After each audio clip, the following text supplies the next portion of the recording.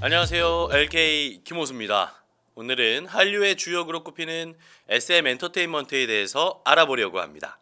K-팝을 널리 알리고 스타 시스템을 구축하는 등 한류 발전의 기저를 닦은 SM의 이야기 지금부터 시작해 볼게요.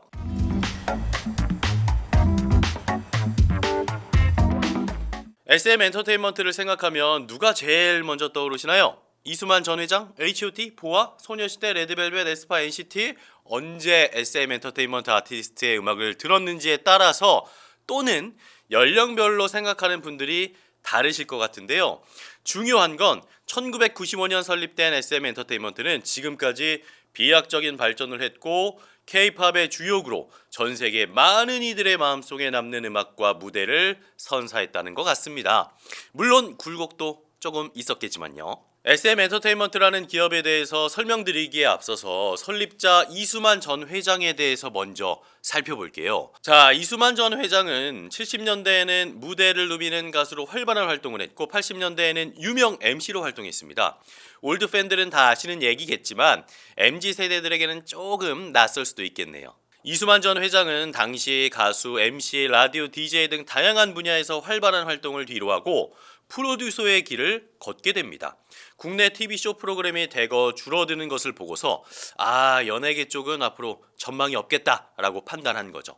그 후에 그는 모든 일을 뒤로한 채 컴퓨터 공학을 배우기 위해서 1981년부터 약 4년 동안 유학길에 오릅니다. 현역 연예인이 외국 정규대학으로 유학 간 사례가 처음이었다고 하는데요. 공부하기 위해서 떠난 이수만 전 회장은 미국에서 춤을 추며 노래하는 마이클 잭슨, 또 꽃미남 그룹의 뮤직비디오를 접하게 됩니다. 그리고 이런 무언가 깨달음을 얻게 됩니다. 한국에서도 듣는 음악을 넘어서 보고 듣는 음악의 시대가 오겠구나, 비주얼이나 패션도 중요해지겠구나 라고 생각을 한 거죠. 1980년대 국내 음악 시장은 가창력이나 음악성이 중요했지 컨셉이라든가 이런 것은 아직 확립되지가 않았을 때였어요. 곡에 맞는 의상과 헤어스타일로 꾸민 가수가 춤을 추면서 노래까지 부르니까 이수만 전 회장이 보고 감명을 받은 거죠. 이수만 전 회장은 아마 이때부터 H.O.T나 SES의 모습을 그렸던 것 같아요.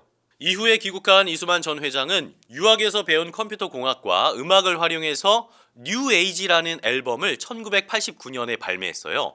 발라드, R&B, 테크노 음악 등 다양한 방식으로 프로듀싱을 했는데 시대를 너무 앞서갔던 걸까요? 성과는 그렇게 좋지가 않았습니다. 그래서 그는 바로 고개를 돌립니다. 어디로요? 기획형 아이돌로 눈을 돌립니다. 그 시작엔 유영진 프로듀서가 있었는데 당시 이수만 전 회장은 SM 엔터테인먼트의 전신인 SM 기획에서 쓴맛을 제대로 보고 돌파구를 고민할 때였어요. 그때 막 제대한 유영진이 기타로 쓴 180곡의 데모를 들고 이수만 전 회장 앞에 나타납니다. 그리고 3일 동안 매일 10곡씩 선보이는 오디션을 봤다고 하는데요. 꽤나 까다롭죠. 이수만 전 회장은 유영진의 곡을 듣고 흑인 음악을 제대로 이해하고 있다 이렇게 판단했고 유영진과 지금까지 이어지는 계약을 맺었습니다. 세련되고 대중적이면서도 독특하지만 중독성 있는 곡을 만드는 유영진의 실력을 이수만 전 회장이 알아본 거죠. 기획형 아이돌을 고민하던 이수만 전 회장과 유영진의 만남으로 탄생한 아이돌 그룹이 SM 엔터테인먼트의 시작, 바로 H.O.T입니다. H.O.T는 1996년 데뷔 이후에 전사의 후예, 캔디, 행복 등 히트곡으로 사랑을 받으면서 10대들의 우상으로 떠오르게 됩니다. H.O.T는 데뷔곡 전사의 후예를 통해서 학폭에 대한 문제점을 비판적으로 다뤄서 사회적으로 많은 이슈를 생산하기도 했어요.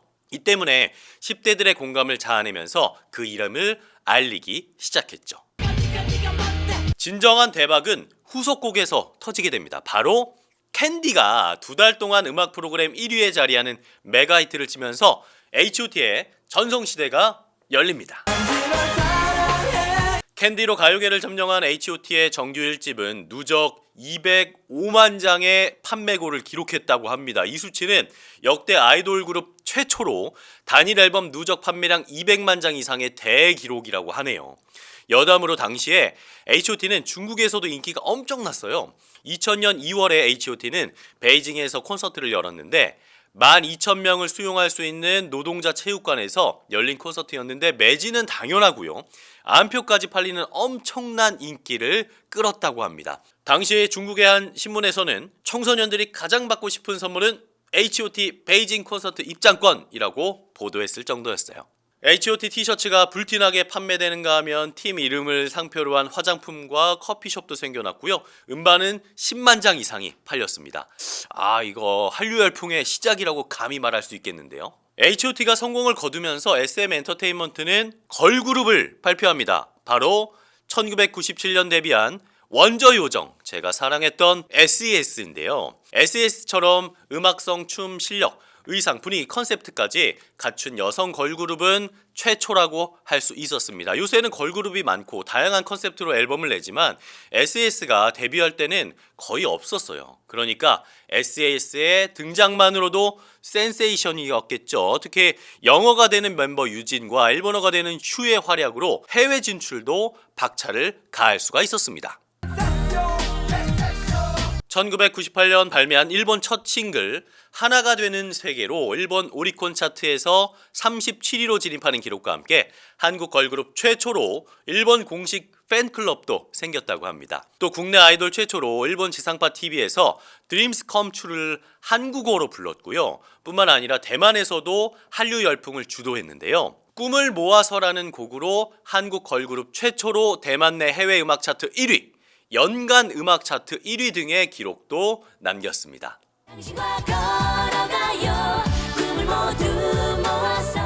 H.O.T, SES의 뒤를 이어서 SM 엔터테인먼트의 전성기를 잇는 가수가 데뷔를 하게 됩니다. 바로 보아죠. 보아는 약 3년간의 연습생 시기를 거쳐서 2000년 13살의 나이에 아이디 피스비로 데뷔합니다. 당시에 이수만 전 회장은 보아에게 마케팅을 비롯한 자본금을 엄청나게 쏟아부었는데요. 보아 1집에서는 김영석, 유영진, 방시혁, 김주환, 박진영 등을 지금 들어도 입이 쫙 벌어지는 이 거물급 작곡가와 제작진들이 투입됐습니다. 뮤직비디오도 영화 쉬리로 흥행 감독이 됐던 강재규 감독이 참여했고요. 당시에 보아 데뷔에만 약 30억 원 정도가 들었다고 합니다. IMF 여파로 힘든 시기였던 때니까 30억 원이면은 정말 어마어마한 투자 금액이죠. 이어서 보아는 2001년 한국에서 데뷔한 곡 아이디 피스비로 일본 활동을 시작하게 되는데 보아의 성공적인 일본 데뷔를 위해서 이수만 프로듀서는 키이스트와 전략적인 제휴를 맺었어요. 당시에 키이스트는 일본 내 최대 한류 채널인 KNTV와 DATV를 보유하고 있었기 때문에 한류 확산에 이바지한 선두 기업으로 통했기 때문입니다. 또 SM은 일본 정상의 음반 회사인 에이벡스와 손을 잡고 아시아 공략 프로젝트를 진행하기도 합니다. 당시에 에이벡스가 보아를 전속 가수로 선택한 것은 그의 잠재력에 대한 높은 기대를 보여준 것으로 해석됩니다. 에이벡스는 보아의 쇼케이스에 7억 원을 쏟아부었다고 하니까 말 다 한 거죠? 이게 다가 아닙니다. SM 엔터테인먼트는 에이벡스와 일본 TV 프로덕션 요시모토 등과 합작해서 SM 재팬을 설립합니다. 해외니까 마케팅이 쉽지 않았을 것이라고 내다보고 설립한 SM 재팬은 남소영 대표를 필두로 일본 시장을 파고들기 시작합니다. 이렇게 든든한 지원군이 있었음에도 외국인이라서 그런 건지 정서가 맞지 않아서인지 모르겠지만 보아는 아쉽게도 초창기에는 그렇게 관심을 받지를 못했어요. 보아 역시 향수병에 걸리면서 쉽지 않은 시간을 보냈다고 하고요. 하지만 보아는 눈물과 땀이 깃든 재즈 댄스를 연마했고 그 노력은 NHK가 주관한 슈퍼드림 라이브에서 빛을 발하게 됩니다. 마음은 전해진다라는 곡으로 재즈 댄스와 노래를 완벽하게 소화해내면서 주목을 받게 됐고 일본 가수를 뛰어넘은 사랑을 받게 된 겁니다. 덕분에 보아는 2002년 3월 출시한 첫 앨범 Listen to My Heart를 시작으로 2집 발렌티, 3집 Love and Honesty, 베스트 앨범 Best of Soul, 4집 앨범 Outgrow, 5집 Made in 20, 6집 The Face, 7집 Identity로 오리콘 차트 1위를 연속해서 달성했어요. 보아의 앨범 판매와 동시에 오리콘 차트 1위를 연이어서 달성해서 일본 전 여가수 역사상 오리콘 차트 3위의 기록을 여전히 보유하고 있습니다. 해외 가수로는 당연히 1위고요. 정말 대단하지 않습니까? 당시에 국내 가수들의 일본 활동이 흔치 않았기 때문에 이런 보아의 소식은 엄청난 경사로 저희에게 다가왔습니다. 신문에도 대서특필할 그럴 정도였으니까요. 하지만 보아의 행보는 한국과 일본에서 끝나지 않았습니다. 바로 미국으로 향하죠. 2009년 미국에 진출한 보아는 정규 1집 보아로 빌보드 200에서 127위에 올랐고요. 이후에 발매된 In You Up은 빌보드 핫댄스 플레이 차트 8위를 기록했어요. 그 뒤엔 나온 앨범들도 20위 안으로 들어오면서 좋은 성적을 거뒀고요. 그 이후에 다시 국내로 컴백한 보아는 허리케인 비너스와 온리 원으로 음악 차트 1위를 하면서 5년 공백의 시간이 느껴지지 않을 만큼 국내 팬들의 뜨거운 사랑을 받게 됩니다. 이렇듯 보아는 SM의 성장이 아닌 한국인 가수의 본격적인 해외 진출 성공에도 한 획을 긋고 최연소, 최초, 최다의 수식어가 따라붙는 한국 가요계의 역사를 다시 쓴 인물로 평가받고 있습니다. 보아 이야기를 하면서 동방신기에 대한 언급을 안 할 수가 없겠죠.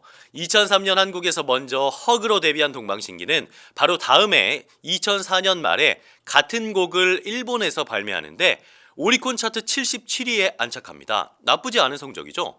2005년 발매한 싱글 앨범 Stay With Me Tonight은 오리콘 주간 차트 20위 안에 진입하는 등 성장세를 보이지만 사실 당시에는 기대 이하의 성적이었다고 해요. 한류를 타깃으로 만들어진 그룹이었고 SM 엔터테인먼트가 에이벡스 트랙스와 제휴를 맺고 동방신기의 마케팅에 주력을 다하고 있었으니까요. 에이벡스 트랙스는 앞서서 언급한 보아가 속한 에이벡스 엔터테인먼트 산하 회사고요. 한국에서는 흔히 말하는 잘 나가는 그룹인데 일본에서는 인지도가 좀 떨어졌어요. 그래서 동방신기 멤버들은 한국과 일본을 오가는 바쁜 일정에서도 일본어 공부에 매진을 하면서 일본 시장을 꿰찰 노력을 멈추지 않았다고 합니다. 그러던 중 2006년 동방신기에 드디어 일본에서 빛을 발하게 되는 계기가 생기게 됩니다. 애니메이션 원피스 여러분들 아시죠? 17기 엔딩 테마곡으로 동방신기의 내일이 오니까라는 곡이 채택되면서 조금씩 인지도가 높아지기 시작해요. 일본에서 애니메이션 주제곡 부른 거면 슬슬 스며들었다고 볼 수 있겠네요. 이어서 6번째 싱글 비긴이라는 곡이 역대 최고의 판매량을 기록하면서 오리콘 차트 15위에 랭크되고 7번째 싱글 앨범 스카이는 오리콘 차트 6위를 기록하면서 조금씩 성장세를 보입니다. 그러다가 22번째 싱글 뷰티풀 유가 대박이 터집니다. 오리콘 위클리 1위에 올라가는데 이 열풍에 힘입어서 23번째 싱글 어째서 너를 좋아하게 돼버린 걸까? 24번째 싱글 주문 미로틱, 25번째 싱글 볼레로, 키스 더 베이비 스카이, 잊지 말아줘가 모두 연속으로 오리콘 차트 1위를 기록하면서 5연속 차트 1위에 성공합니다. 이렇게 말로만 들으면 엄청 쉽게 일본 열도를 장악한 것 같지만 당시에 동방신기 멤버들에게는 쉽지 않은 시간이었다고 합니다. 그만둘까 고민한 적도 많고요. 앞서 소개한 보아도 그렇고 한국을 대표하는 뮤지션으로 해외 무대에서 서는 건 정말 쉽지가 않은 것 같아요. 그 힘든 시간을 견디고 일본 최정상 뮤지션으로 인정을 받고 또 문화를 선도하는 일 또한 정말 어려운 일이고요. 진정한 국위선양을 해내신 여러분들 너무나 멋집니다. 박수 주세요. 자, 이렇게 동방신기가 기록한 순위는 지금까지도 한국 연예계의 중요한 이정표가 되고 있습니다. 한국에서 발매한 노래와 똑같은 노래를 일본어로 부르기도 했고 일본 유명 노래를 동방신기만의 스타일로 부르기도 하는 등 다양한 시도를 했기 때문인데요. 그 다음 한류 열풍을 이은 그룹은 누구일까요? 바로 슈퍼주니어입니다. 2005년 데뷔한 슈퍼주니어는 아시아뿐만 아니라 유럽과 남아메리카에서 인기를 끌었는데 중독성 있는 음악과 무대를 꽉 채우는 멤버들의 칼군무가 바로 인기의 요인이었죠. 특히 슈퍼주니어 M을 통해서 중화권 시장 진출 및 정복을 했고 슈퍼주니어 D&E를 통해서 일본 시장 공략, 슈퍼쇼를 통한 월드 투어를 진행했습니다. 슈퍼주니어는 특히나 중화권에서 인기가 많았는데요. 중화권에서 중국, 한국 가수들을 통틀어 신인상과 대상을 함께 수상한 최초의 그룹이라고 합니다.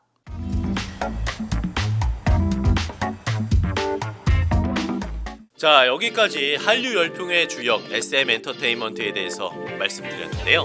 다음 시간에는 SM 엔터테인먼트의 주식 그리고 SM 엔터테인먼트의 인기 요인을 담은 경제 보따리를 다시 메고 오도록 하겠습니다. 자, 안줄평 SM 엔터테인먼트가 한류다.